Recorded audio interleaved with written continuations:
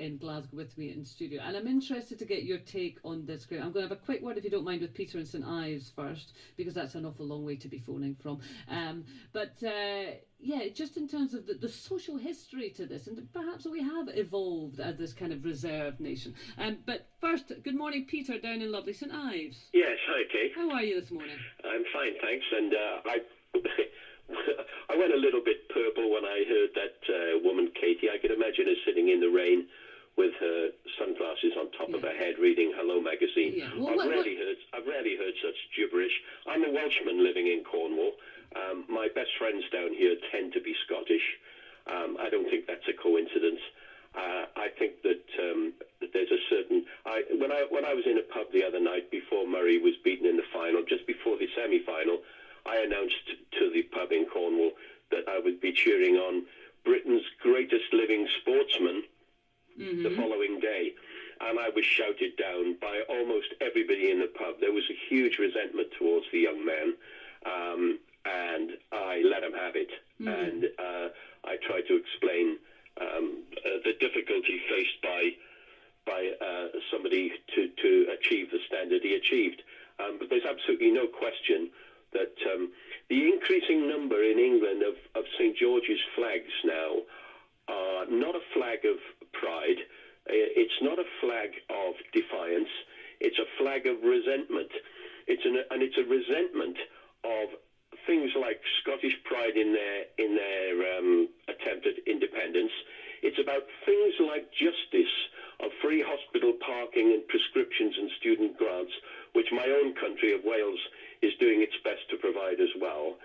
I try and explain to them that instead of whining about the fact that Scotland and Wales are doing these things, perhaps if you didn't vote for the people you're voting for, you wouldn't have to complain about it in the first place, right?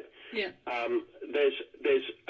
There's a resentment maybe about our customs, our traditions, and it's something that, apart from clog dancing, they're struggling to catch up on. And, Peter, do stay with us if you can. I'm just going to put the number out again because we're heading towards the news, and we're getting more calls on this. 0500 92 95 00. You can text us on 80295. It's 2 minutes to 10. Katie, just taking this Andy Murray thing, and Peter saying that situation of being in the pub, and really the feeling was very much against him. In his belief, that's based on a deep-seated resentment. What do you think it was based on?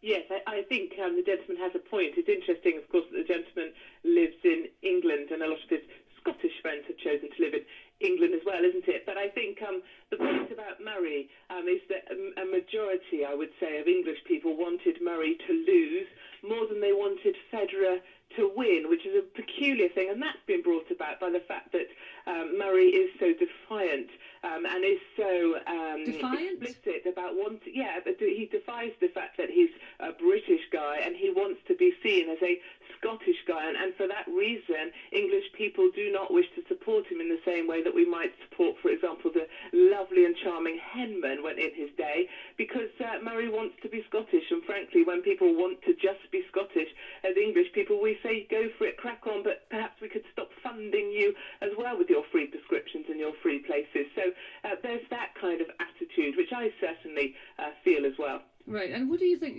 think that says about you? I think it's just a very grown-up attitude that if someone doesn't want to belong, if someone doesn't want to be part of us, if someone doesn't want to be called British, they want to be called Scottish, then crack on, go be Scottish, but don't expect us to fund you, don't expect us to be interested in you, and frankly, Murray, don't expect us to support you when you're weeping on the sidelines when you've lost. So I think it's that attitude that you see. Lovely.